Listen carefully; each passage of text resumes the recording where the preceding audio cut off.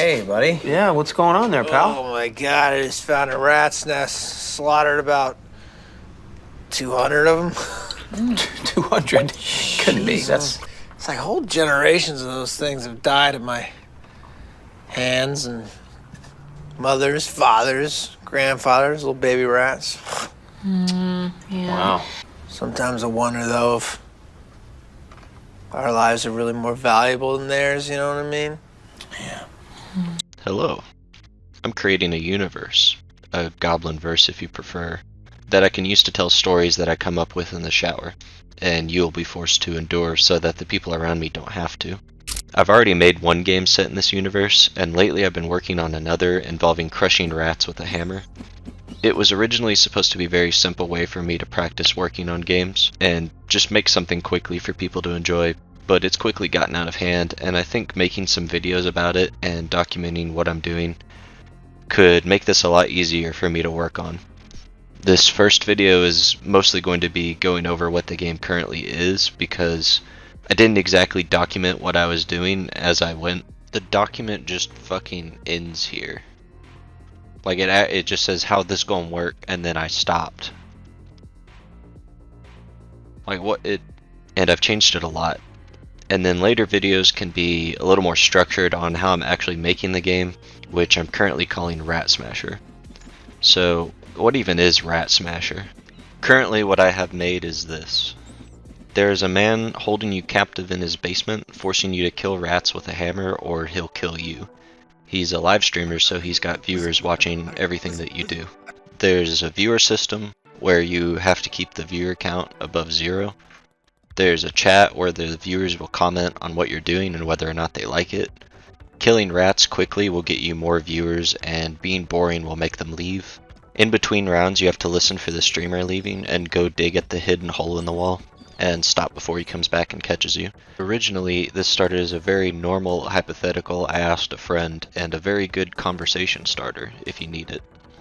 If you were offered a job where all you had to do was stand in front of a conveyor belt and crush rats with a hammer, but you earned something like $200 an hour for doing it, how long could you do that job? I mean, you'd probably have to do it for a significant amount of time to make the money worth it. But how long could you do it before it started to be too traumatic? I don't think it's as traumatic as if it were some other animal like a dog, but the personal nature of it, like how personal it is, you're standing there crushing these rats with a hammer. I mean, it definitely make it hard to do for an extended period of time. For 18 billion, I would attach it to a rope and just smack. Or maybe you get used to it after a certain point. Maybe you'd have a 401k and benefits if you stayed. I actually started working on a game with this premise in mind, but it didn't go very far. I was even worse at handling projects then, and it really shows.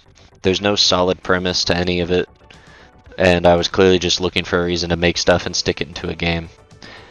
Still, a kind of psychological game like this stayed on my mind. At some point I started touring with a game where you spend the entire game locked in someone's basement. Eventually it evolved into a loop.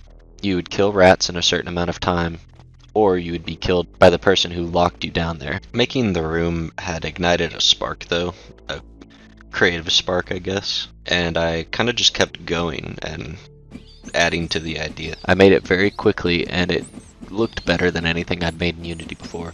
It's not perfect and it uses textures from CCO Textures, but seeing a noticeable improvement from previous projects was enough to make me keep working on it. It's actually exactly how all Goblin started, where it started with a little room and I kind of just threw together a character with a model I'd made in the past and animations from Mixamo and Unity's basic third-person controller. But it kind of turned into something bigger because that creative spark was just there. So I kept going. I came up with the idea that you'd be trying to escape this place between visits from the rats. So I added a hole with a poster you could cover it with and a way to chip away at the hole. I created a system where the vertices on the wall are displaced as you chip away at it, which was surprisingly difficult because the way I coded it actually changed the mesh data of the blend file. To get around it, I had to have a separate mesh with the same vertices, and the wall had to reference it and reset it every time the game started. The person holding you captive would kill you if you were caught digging in the wall, so I needed a way for them to do this, and originally I had ideas like he would let a strange creature loose to kill you, or he'd come down himself and shoot you, but I eventually settled on a bomb collar that would go off if he caught you with the poster down for too long. So because this game was supposed to be a learning experience, I wanted to try adding multiplayer in some way, just to start understanding how to implement that into a video game. The vision for the multiplayer was that the host would be the person trapped in the basement, and people who join you can watch you and either help or hurt you somehow. Maybe by sending more rats that you have to kill, or by giving you items like mouse traps to help you. Because you could see the player, I had to add a player model, so I played with one of the models from Goblin, and made a pretty crude UV map using my own face. I gave him some animations and made it a bit more obvious what was happening when he blew up. I'd continue to change the way the game worked for the next few months, mostly just the code itself.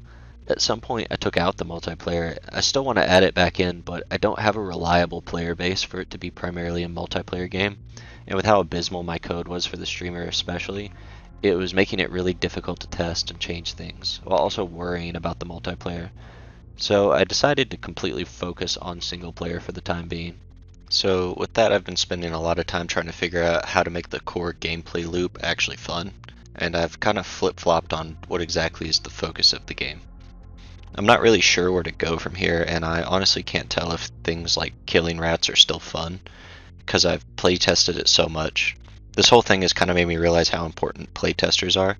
Because of that, I'll eventually do some kind of playtesting on Steam or an itch.io page, but in the meantime, go wishlist it on Steam and fucking join the Discord. Goblin Gamers. Gamer